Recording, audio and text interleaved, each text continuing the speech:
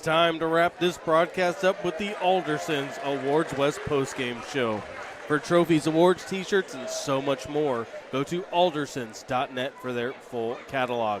Tony Davila here along with Joe Withy. Paul Beatty is getting some interviews on the floor and talking to some team, talking to the Crusaders as they get the win from the 4th seed to the championship.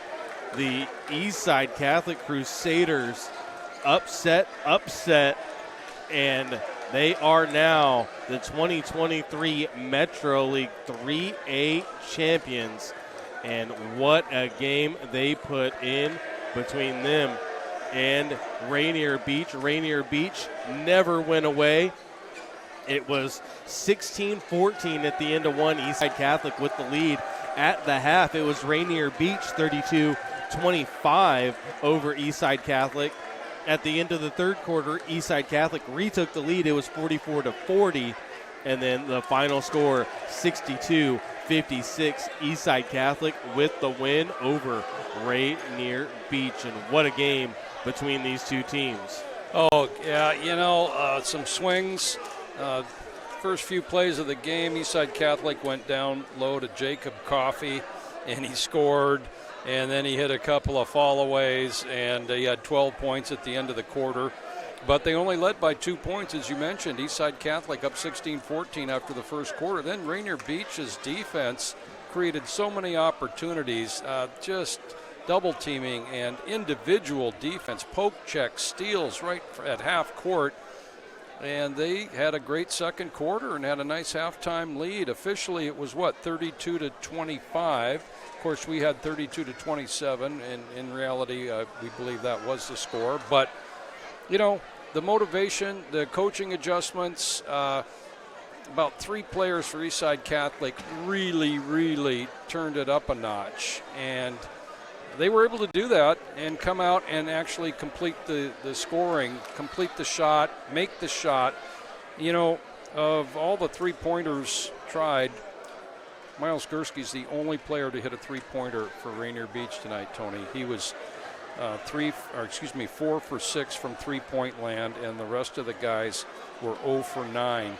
And we could see it. Their offensive capabilities are a little bit limited compared to Garfield, compared to Rainier Beach, compared to Eastside Catholic and O'Day. But they make up for it for defense. They drive their intensity, and they made a nice little run at the end.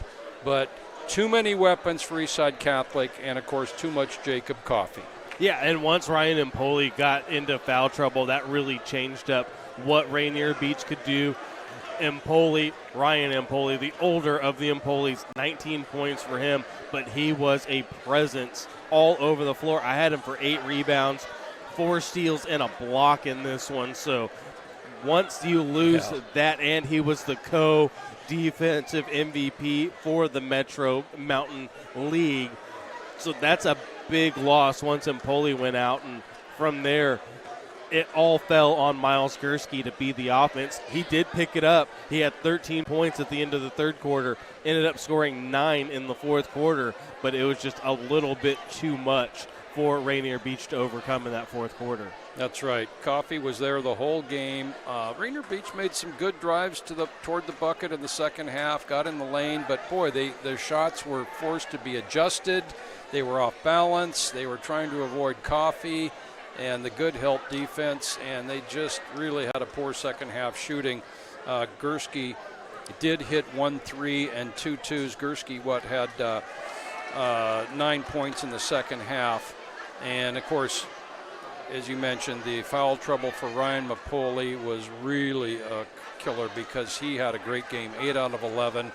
And he takes only really good shots, meaning a lot of layups and dunks and drives near the hoop. So they really missed him with the foul trouble and just not enough help from the other players on the team offensively. Yeah, not a whole lot of help. You want to run down the numbers? Yeah, sure. Points for the winning Eastside Catholic Crusaders, 24 for Jacob. I'm giving him 24, okay? Yep.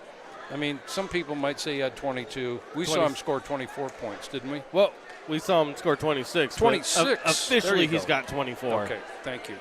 6 points Coffee hit 10 out of 21 from the field. 6 points for Cody Green, and all 6 of his came in the second half. So a nice second half for that freshman. 4 points for Caden Lamble-Ingram, who had kind of a struggle in the first half, but he came through with some ball handling and scored 5 of his, he had, what'd you get him for, 9 points? For Caden Lamble-Ingram? Yes, 9 points. 9 points, and he had 5 in the second half.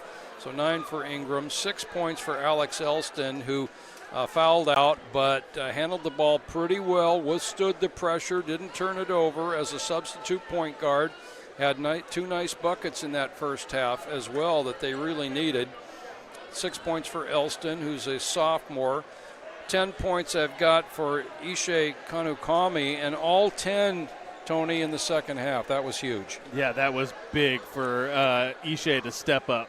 Yeah, and so 10 points for him, 9 points for Caden Green, all on three-pointers. He hit 3 out of 6 from three-point land, and 2 of those were in the second half.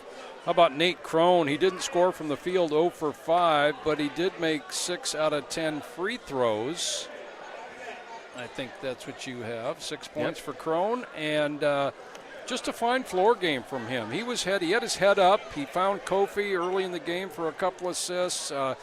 He did the give and go. He got to the line. He was scrappy on defense. No field goals, but he's going to walk away from this game feeling pretty good for the victory as Paul's down there interviewing the winning coach. So 62 points for the victors, Eastside Catholic. Miles Gursky, he had a good game. He didn't turn the ball over much at all.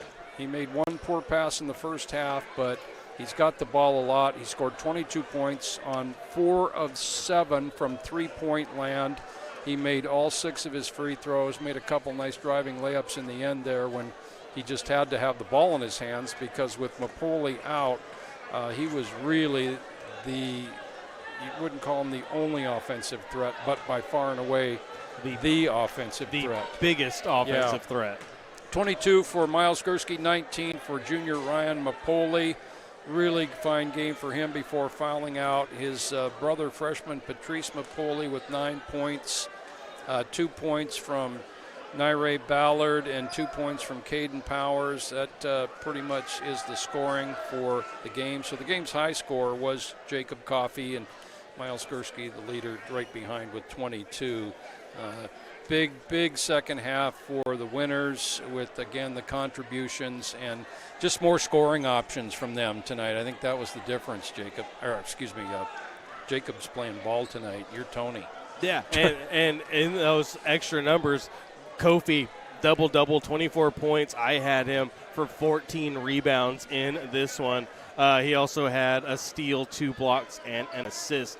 Caden Lamble-Ingram with 3 assists, 1 steal, 1 rebound for him. Nate Crone, 6 points. As you said, didn't score a bucket, but he had 3 rebounds, 5 steals, 1 block, 3 assists in the game for him as well.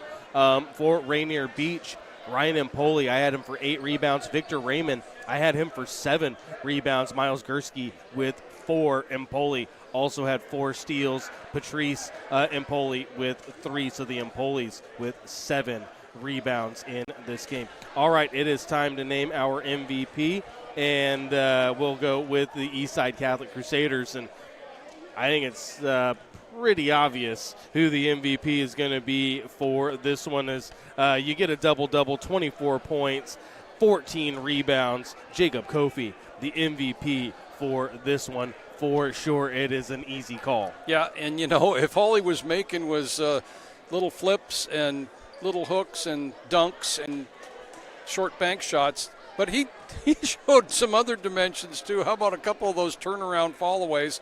And then he was a huge presence in the second half inside in the key when Rainier Beach's goal was to drive to the hoop. He discouraged and changed so many shots. Jacob Kofi, the junior. Everybody's got to deal with him for another year. He's got big offers from all over the country, so look out and listen for that name. And the 6'9" center from Eastside Catholic is huge. All right, that will do it Game 1, the Garfield girls are the champions for the Metro 3A, and Eastside Catholic is the boys champion with a 62-56 win over Rainier Beach. Thank you for watching. Keep on checking out the website, elisportsnetwork.com. Follow us on Twitter at YourESN to see what we've got coming up. We've got more basketball tomorrow. The SEC championship is tomorrow. That is going to be Timberline and North Thurston. That's the opening round of that District 3-4 tournament. We will have that covered. Thank you for watching, and have a great rest of your night.